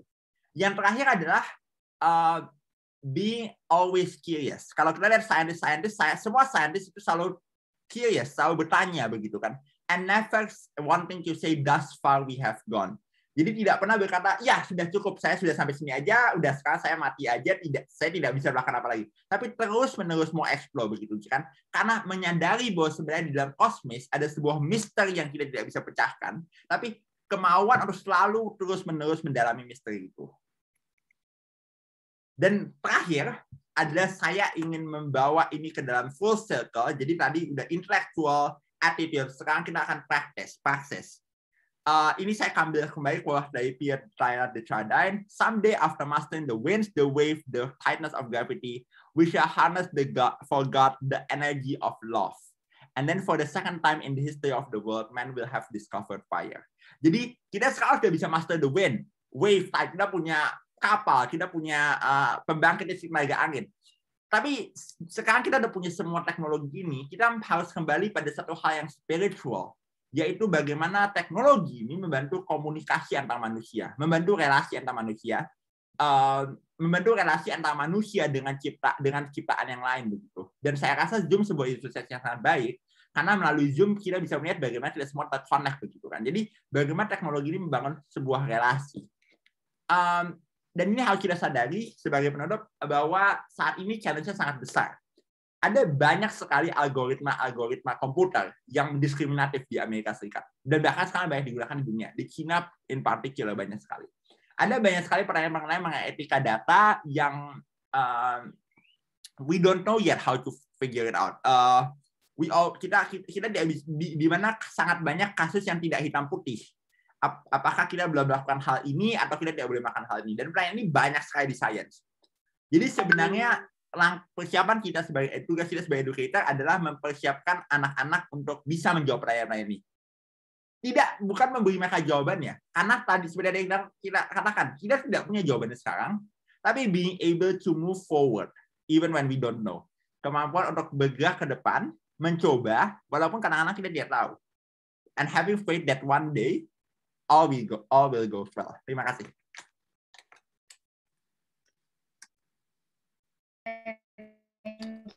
Gini buat tanggapannya. Mungkin Pak Stephen mau menanggapi apa yang Gini katakan? Ya, apa ini sangat cepat aja ya, karena belum sempat kena semuanya sih ya. Tapi kalau saya boleh bilang sebenarnya pada garis besarnya saya sebenarnya cukup setuju sih dengan apa yang Gini sampaikan tadi ya, gitu. Mungkin yang saya akan coba highlight tadi adalah misalnya tadi mungkin saya kurang spend waktu banyak, tapi saya ada katakan tentang ini ya, bahwa realitas mengenali ultimate reality dari kacamata Kristen itu di mana ultimate reality kita itu adalah Tuhan yang a Trinitarian God kan gitu, yang self sufficient, ultimate, tapi juga kemudian relational kan gitu, relational, dan itu yang saya rasa seringkali ya itu, dan tadi mungkin saya mencoba mengharap sekali bahwa seringkali kita tuh hanya kepleset tuh kan antara absolut sama personal kan, di absolut tuh nggak mau. Nah tapi poinnya saya itu adalah di mana titik mulanya kita itu ya kan gitu, untuk menyadari bahwa Tuhan yang menciptakan kita itu adalah Tuhan yang seperti itu tuh kan gitu. Sehingga selanjutnya itu adalah dalam rangkaian Gina tadi ya tentang knowing creation and knowing God, ya saya setuju juga di situ tidak perlu ada dualisme tentang pelajaran spiritual atau pelajaran sains ataupun lain sebagainya kan gitu. Satu sisi malah yang tadi kepikiran di kepala saya itu ya, nuansanya Calvin kan ya, knowing self, knowing God, knowing self kan gitu. Artinya kemudian dan Tuhan juga menyatakan dirinya dalam satu pewahyuan umum kan gitu. That the world is describing God's creation kan. Nah, hanya seringkali dalam box reduksionistiknya kita itu sebagai manusia yang jatuh gitu ya, kita seringkali itu yang kalau dalam matematika menurut saya kan gitu ya, kita melihat kepada kehebatannya matematika dalam konsistensinya atau apanya kan gitu. Jadi kita melihat satu hal yang Tuhan ciptakan, tapi kita kepleset menjadikan itu sebagai Tuhan gitu. Seringkali matematika jadi ada plesetan seperti itu yang saya rasa kita harus bijak untuk bisa rangkaikan bagaimana nih takdiran memperkenalkan itu kepada murid-murid kan gitu. Ya, tapi mungkin itu untuk sekarang ya, itu dulu ya dari saya. Saya mau tanggap, Cynthia, can I respond quickly to that? Saya mau tanyakan sebenarnya statement terakhir tadi bahwa true bahwa seringkali kita takut ada reduksionistik, ya kan, bahwa tapi saya mau tanyakan begini, apakah pengetahuan akan Tuhan, jadi satu hal yang sebenarnya menurut saya mau challenge adalah apakah pengetahuan akan Tuhan itu adalah pengetahuan, ada pengetahuan akan Tuhan yang di luar pengetahuan akan kosmis. Itu jadi benar-benar begini baiknya, karena kita harus menyadari bahwa kalau ada pengetahuan akan Tuhan yang di luar pengetahuan akan kosmos, berarti kita sekarang sedang mengakses Allah yang holy Adam nih, Allah yang ada di luar dari kosmos.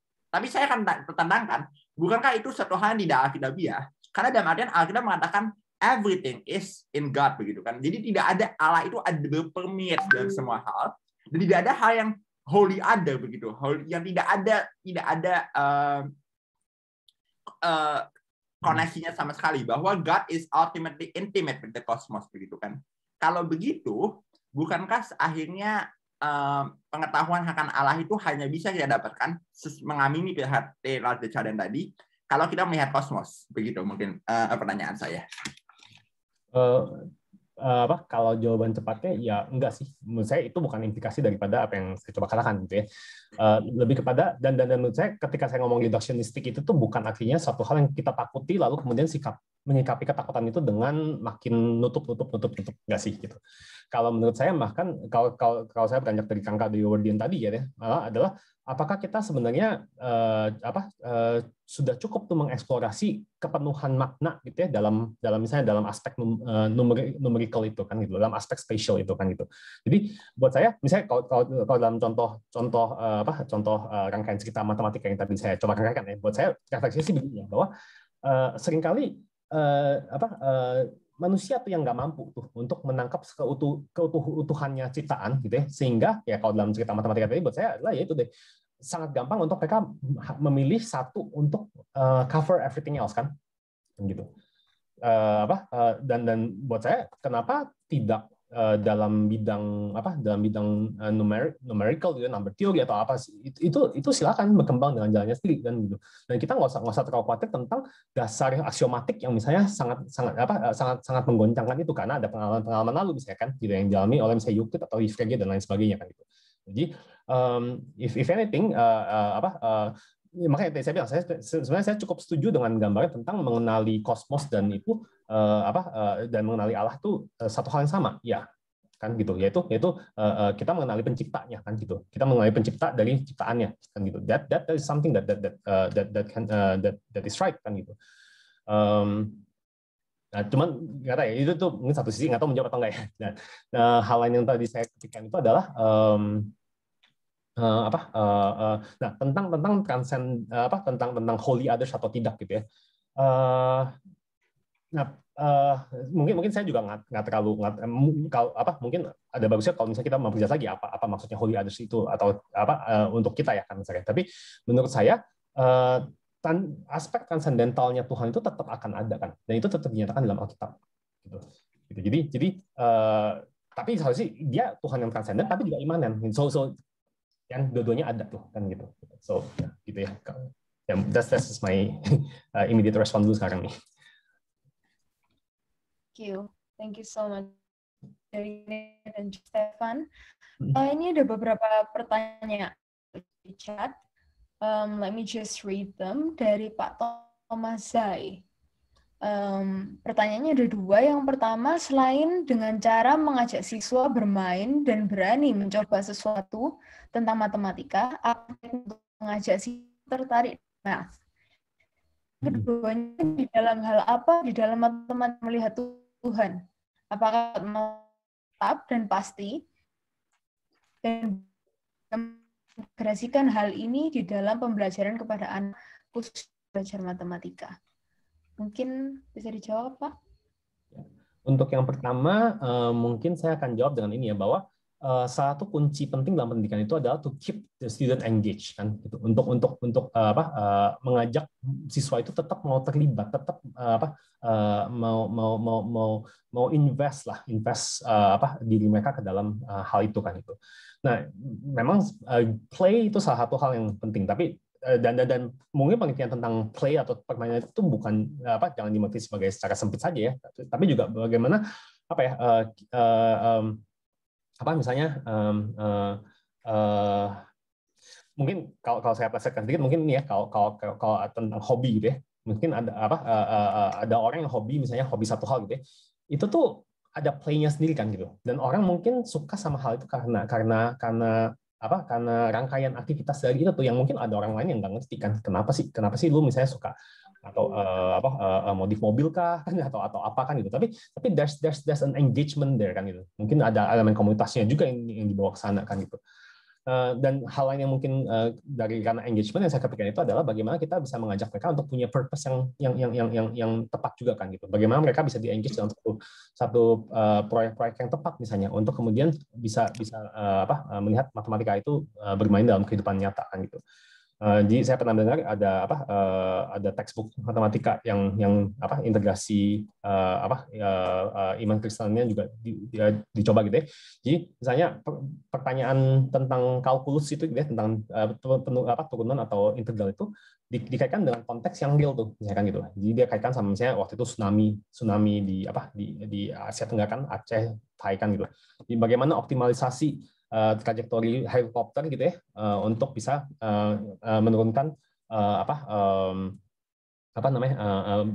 bahan-bahan bantuan nih buat kota-kota yang terkepung tsunami misalkan gitu. Jadi something yang lebih engaging dan purposeful gitu ya. Pertanyaan nomor 2 coba saya jawab dulu ya. Untuk mengatakan bagaimana matematika bisa melihat Tuhan, ya menurut saya ya di situ ya. Di satu sisi karena konsistensi dari matematika itu kita bisa akui lah, itu ada konsistensinya kan gitu, ada keteraturan, ada ketertataan dalam ciptaan yang memang sudah dinyatakan dalam matematika, dan itu bisa menunjuk kepada Tuhan, benar kan gitu. Nah, hanya tadi yang saya tekankan itu adalah jangan sampai itu yang diplesetkan menjadi itu Tuhannya kan gitu. Karena kalau Tim Keller juga bilang kan gitu ya, hati manusia itu idol factory kan gitu. Kita ngeliat suatu hal yang impresif, yang amazing, itu jadi idolnya kan gitu. Bahkan dalam religiositas juga sama kan gitu. Religiositas itu sendiri menjadi ilah terhadap diri kita sendiri kan gitu. Jadi kita bergereja atau melakukan ibadah gitu ya, bukan karena kita mau bertemu Tuhan, tapi untuk religiositas itu yang mengisi diri kita sendiri seringkali kan, yang di idolnya gitu ya. Jadi itu benar-benar menjawab ya. Thank you Pak Stephen buat jawaban. Ini ada Pak Romi yang sudah raise hand. Aku kasih tambahan dikit ya. Mungkin aku bisa kasih beberapa tips untuk yang pertama sebenarnya. Bagaimana cara mengajak siswa untuk tertarik dengan math. I would add two things menurut saya. Three sih sebenarnya menurut saya menarik. Number one is aku akan lebih banyak di literatur. Number one menurutku adalah mengajak mereka melihat historinya. Karena seringkali kenapa math itu sangat abstrak adalah karena kita itu we distance ourselves from the one who creates it, dari manusia-manusia yang create it. Sementara pada kenyataannya kita tahu bahwa manusia itu we are relational beings kan. Jadi memang perlu ada satu level di mana kita bisa connect dengan ones yang create it, manusia-manusia yang menciptakannya. Makanya at some point sebenarnya melihat guru perlu bisa research juga siapa sih yang menciptakan ini, bagaimana kisahnya, dan I think that would make math more interesting ketika we know not only ini ilmu dari surga tiba-tiba turun ke dunia, tapi we know people yang behind that. Itu pertama. Yang kedua, dan ini lumayan populer, ada teman-teman bisa mengakses mungkin channel-channel YouTube tertentu yang memang cukup diakses banyak di YouTube untuk mendapatkan model kira-kira mengajar materi itu bagaimana. Saya kasih 2-3 stand up math. Nanti saya bisa ketik di Zoom chat 2-3 atau beberapa yang menurut saya cukup menarik untuk dilihat. Yang ketiga menurut saya adalah melihat matematika dari budaya populer. Salah satu penulis yang saya cukup suka, Simon Sink, beberapa waktu lalu menulis buku The Simpsons and Its Mathematical Secrets. Jadi ini kan menarik, ada satu hal yang anak-anak tertarik, film The Simpsons begitu, tapi kemudian dibahas tentang matematika di belakang The Simpsons itu bagaimana. Jadi bukan hanya menjadi satu hal yang abstrak, tapi harus, I think, mungkin tadi contohnya tsunami, aku rasa oke, that's interesting, tapi mungkin ini lebih menarik lagi kalau bisa sampai benar-benar dari dunia anak-anak itu sendiri kita bisa bawa dalam soal matematika kita. Jadi itu mungkin konstruksi dari saya sih. Ya. Keterima. Dan satu lagi, aku juga akan rekomend buku Weapons of Math Destruction. Jadi sebenarnya mengajak mereka anak-anak berpikir agak optimistis. Dan mana begini, we are at the very exciting period di mana ada banyak hal baru, ada banyak tantangan baru, ada banyak teknologi yang kita sekarang keren loh di sekitar kita, dan itu kadang-kadang bringing that to a context akan membuat itu jauh lebih mendorong. Thank you so much, Jenny, for the tips. Mungkin kita bisa lanjut ke pertanyaan selanjutnya. Pak Romi dari tadi sudah raise hand. Silakan Pak Romi. Thank you, Cynthia. Selamat sore, Shalom. Salam kenal Pak Stephen sama Gene. Terima kasih materi yang dibawakan. Pak Stephen, saya sangat appreciate apa yang disampaikan, sangat balance dan sangat, ya menurut saya sangat ini ya. Saya orang yang dari cultural studies, dari sosial, ya mungkin lagi merapat ke analitik sebenarnya supaya balance. Kadang-kala yang cultural, yang tadi sintetik itu terlalu luas, tetapi kerapatan logikanya kurang gitu ya. Makanya saya mulai agak ngimbangi ke sini sekarang yang analitik ya. Saya memang setuju sampai ke titik relasional yang diambil tadi konsep teologinya. Saya rasa siapa tadi Albert Noth, teologi proses ya itu ya. Itu mungkin lebih tepat menjelaskan tentang relasional yang tadi yang disampaikan itu ya. Tapi saya punya case begini Pak Stephen. Ini saya ambil ilustrasi dulu dari saya pernah dengar sebuah YouTube, ada ilustrasi kayak begini. Kalau ada sebuah meteor jatuh dari luar angkasa ke bumi begitu ya, Lalu orang kan berpikir dengan sebuah premis, postulat tertentu, lalu mengukur, lalu dengan kerapatan berpikir analitik, lalu bisa menghitung kan kecepatan dan jatuhnya dan di mana dan seterusnya. Ketimbang memikirkan bahwa meteor itu jatuh lalu ada malaikat yang menopang, lalu nanti sampai di titik tertentu malaikat satu lagi akan menopang, malaikat satu sampai ke bumi, malaikat menjatuhkan meteor itu ke tengah bumi begitu. Jadi ini tantangannya begini, menjelaskan sebuah fenomena yang real begitu, tampaknya yang common sense gitu ya, tampaknya lebih masuk akal dengan menggunakan logik tanpa Tuhan ketimbang membawa Tuhan yang secara mitologi tanda petik malaikat tadi itu. Bisa ditangkap ya.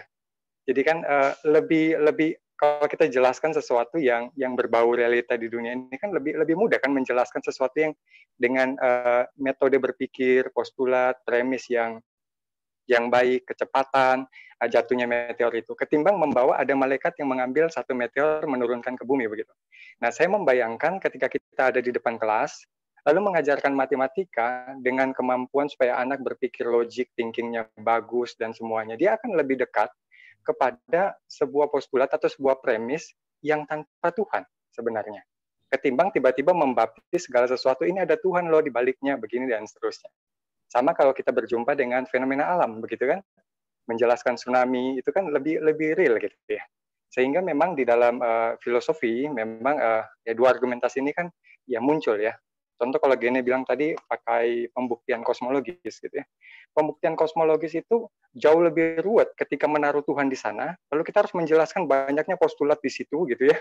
Lalu menjelaskan banyaknya premis ketimbang kita mengambil pembuktian kosmologis versi pakai evolusi. Jauh lebih simple. Jauh lebih common sense begitu ya. Nah, ini mungkin banyak yang tidak setuju, tetapi secara metodologi berpikir kan lebih simple, lebih real, lebih common sense begitu. Nah, ini bagaimana tantangan sebagai seorang yang mengajar matematik, sehingga anak makin pintar justru makin mengenal Tuhan.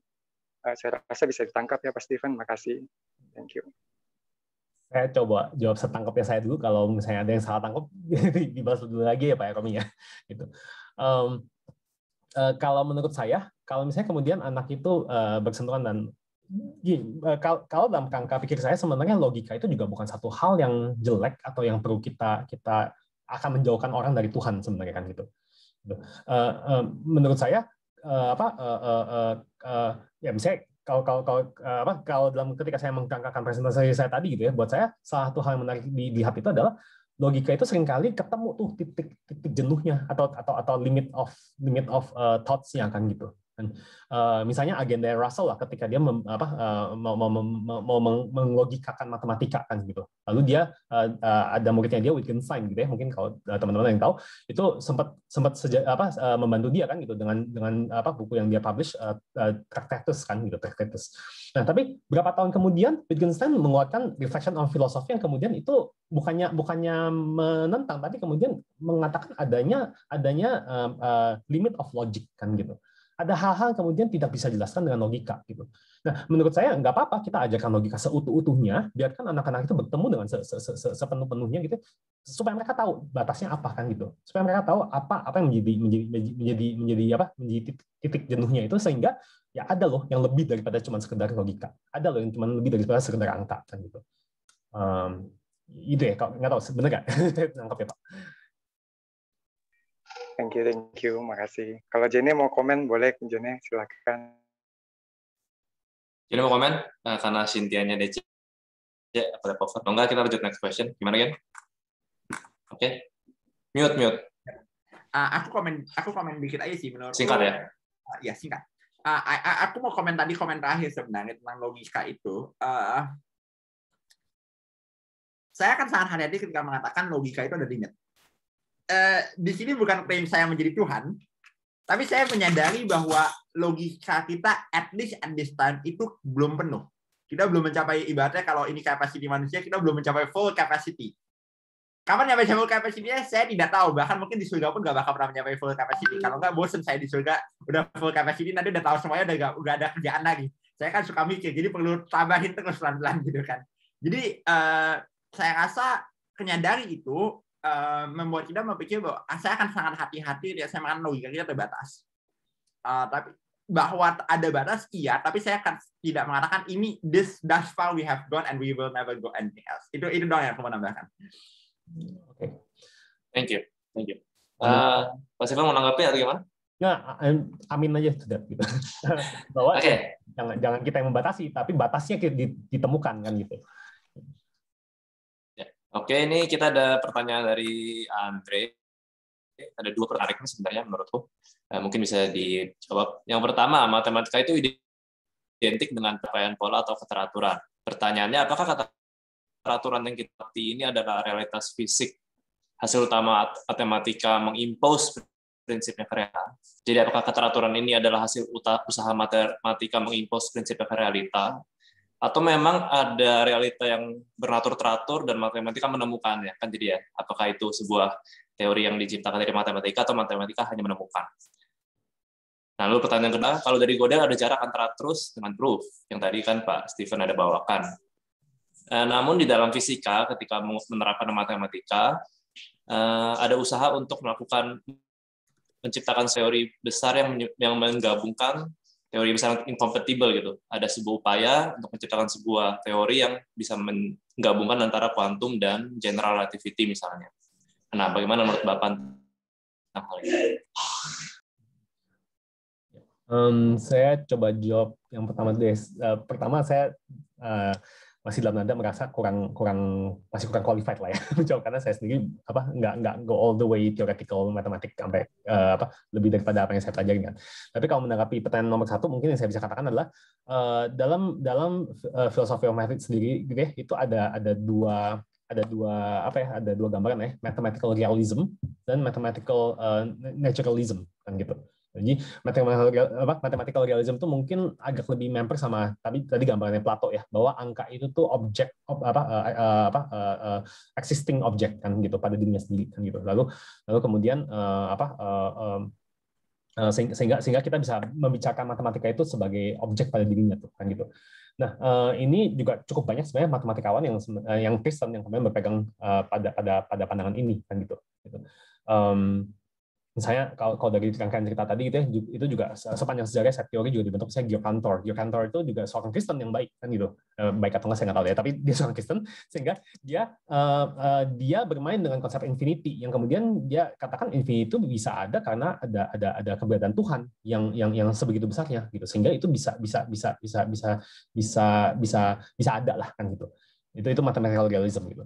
Dan kemudian itu juga kemudian bisa turun kepada berbagai macam teorema yang kemudian bisa dirangkaikan kan gitu. Nah, untuk realism itu mereka akan mengatakan bahwa matematika itu realita abstrak memang, tapi realita nonetheless kan gitu. Nah, sementara yang naturalism lebih ke bersifat ini matematika itu tuh meaning ya, misalnya kayak lebih tadi Kantian sintetik a priori tadi kan ya. Berarti this is a constructive thing gitu. Kita constructing kan, misalnya kalau mau lihat seperti Russell atau agenda set teori itu ya, mereka membangun axiom untuk di something else kan gitu. Pada titik ini saya sendiri kalau ditanya seperti ini saya cenderung mengatakan saya nggak punya informasi yang cukup untuk bisa conclude which one is the right one gitu. Tapi whatever it is yang saya rasakan adalah bisa terlihat bahwa dua-duanya itu ada implikasi kepada hasil pengetahuan matematika kan gitu yang jadi makin kaya dan makin baik kan gitu. Dan pada waktu itu nggak tahu ya, dan sekali kalau saya berangkai pada opsi Gödel ya, maksudnya we are just looking at mathematics as satu disiplin ilmu kan gitu pada porsinya sendiri kan, dan yaitu kita maknanya di situ kan gitu. Sementara untuk mengatakan bahwa sebenarnya itu realitanya apakah itu realita atau itu nggak tahu, mungkin bukan pada porsi matematika gitu ya kalau penalaran saya. Tapi again, I will admit that I feel like I'm not qualified enough to answer this thoroughly gitu. Cuman mungkin bagi yang tertarik mungkin bisa research lebih banyak tentang mathematical realism tadi gitu ya, first naturalism misalnya kan gitu. Kalau untuk yang kedua, nah kalau ke fisika, Gödel tadi lebih ke proof-nya Gödel kalau yang saya mengerti ya, itu lebih ke ranah logika dan mathematical logic gitu. Jadi dia aksiomatik, jadi sifatnya bahasa-bahasa logika untuk pembuktian teorema matematika yang sifatnya a priori kan gitu. Sementara ya jujur saya sendiri mungkin cenderung agak awam dengan fisika gitu ya kasarnya, ya ada tapi menurut saya itu nggak bisa dikatakan Gödel kemudian akan bisa di generalize kepada fisika juga kan, untuk mengatakan bahwa truth dan proof itu gapping di matematika, artinya fisika juga kemudian begitu, karena fisika kemudian juga ada sifat yang a posteriori kan gitu, bereksperimen dengan collision atau lain sebagainya kan gitu ya. Jadi ya that's itu yang saya bisa jawab sekarang mungkin. Pak Stephen, ini kebetulan karena memang kita sudah sampai waktunya, jadi sesi hari ini kita harus akhiri sini. Nah, mungkin masih banyak rekan-rekan yang bingung, merasa sesinya juga mungkin masih belum mendarat. Kebetulan saya pun bukan orang matematika, jadi merasa ini cukup sulit ya untuk dipahami, untuk dimendaratkan. Gini mungkin ada masukan lagi, Gen. Kalau dari aku mungkin sedikit, sebagai observer yang tidak punya background matematika kan, aku melihat memang kan isunya mungkin di dalam dunia edukasi ini kesulitan. Bagaimana sih kita mau, tadi kan makanya diskusinya yang antara Pak Stephen sama itu, gimana ya kita bisa melihat relasi matematika dengan saya, dengan murid, lalu dengan murid bisa melihat Tuhan. Makanya juga tadi Pak Romi nanya ke situ ya, biasanya orang tuh memakai sains lebih mudah, kayak menjelaskan hal-hal tsunami atau apa. Matematika juga, kalau kita mau jujur kan belajar matematika nggak pernah tuh ngelihat, walaupun kita lihat, oh biasanya bisa paling gampang, matematika itu teratur, maka itu peraturan Tuhan. Matematikanya pasti tidak berubah, kita bisa disambung-sambungin ke situ. Tetapi apakah itu cukup? Itu kan pertanyaannya. Ya kalau dari aku secara pribadi ya menurutku memang sulit, tetapi kalau kita bisa di satu sisi, makanya pendekatan yang tadi ini pakai T. Hardayan menurutku lebih mudah. Tetapi itu karena kalau aku lihat Chandra itu kan orang Jesuit ya, di dalam Katolik mereka bisa melihat bahwa setiap dunia kosmos bisa menganalogikan properti Allah, walaupun tidak sama dengan Allah, tetapi dari situ, jadi tidak hanya teologi itu tidak hanya meaning making, tidak hanya memaknai matematika akan Allah, tetapi literally ada revelasi Allah di situ. Nah, ini sudut pandang yang akan membuat lebih gampang untuk dalam penjelasannya. Di dalam framework kalau kita memakai Protestantisme Reform itu tidak, karena kita kan mengimani penyataan Allah hanya melalui firman Tuhan. Nah, setelah kita melihat itu, kita baru bisa melihat kemuliaan Allah itu, kita makanya bisa making sense of mathematics dikaitkan kepada Tuhan. Nah, itu mungkin challenge untuk guru. Nah, nggak tahu untuk ini ada tambahan, Gen? Mungkin aku akan rangkumnya biar darat, jadi aku akan rangkum dalam 3 hal, menggunakan 3 aksiom tadi yang aku kasih. Ada 3 proposal aku. Yang pertama adalah intellectual pursuit, jadi mendorong anak melihat bahwa matematika sebagai usaha also mengetahui book of nature, revelasi Allah dalam alam, sehingga kita harus mendorong anak-anak kita semaksimal mungkin untuk tidak takut dan mengeksplor sebanyak-banyak yang mereka mau. Intellectual pursuit. Yang kedua adalah building an attitude, membangun attitude anak-anak yang kritis, membangun anak-anak attitude anak-anak yang tidak mau menyerah. Itu yang kedua. Yang ketiga adalah membawakan kesadaran bahwa ada panggilan yang memang membutuhkan matematikawan dan ada challenge real di dunia nyata yang kita membutuhkan matematika dan juga kita membutuhkan ada challenge real di dunia nyata yang membutuhkan matematika dan juga membutuhkan teologi pada saat yang bersamaan. Jadi aku rasa 3 itu, intellectual pursuit, mendorong mereka berpikir sejauh-jauhnya, mendorong mereka mengeksplor banyak besar-besarnya, dan menyadari bahwa ada Tuhan di alam semesta ini. Kedua adalah membawa mereka, mengajarkan mereka untuk tidak menyerah, dan mengajarkan mereka untuk berpikir sekritis-kritisnya. Yang ketiga adalah membawa mereka pada kesadaran bahwa tantangan matematika dan tantangan yang real di zaman ini dan butuh pandingan teologis, dan teologi butuh untuk bisa juga bersuara di tantangan itu. Itu mungkin. Pak Stephen? Oke ya, saya karena waktunya, sorry banget Pak. Tetapi maksudnya di sesi hari ini, tadi kita di Gaytalk ini tujuannya mengajak kita sama-sama melihat isu yang ada narasumber, men-trigger pemikiran-pemikiran yang ada. Harapannya juga teman-teman akan semua bisa mencari lebih lanjut, kalau ada yang tertarik kan, bisa explore, bisa langsung hubungi ke Pak Stephen dan Gene. bisa hubungi ke admin untuk nanti kita bisa berikan kontak kalau memang tertarik. Dan ini bukanlah sesi terakhir kita untuk Imago Dei, karena 2 minggu lagi kita ada sesi terakhir tentang Imago Dei dari sudut pandang teologi yang akan dibawakan oleh Pak Yowas Hadi Prasetya ya. Nah, jadi kalau memang rekan-rekan tertarik buat hadir, kami sungguh mengharapkan dan menantikan kehadiran rekan-rekan semua.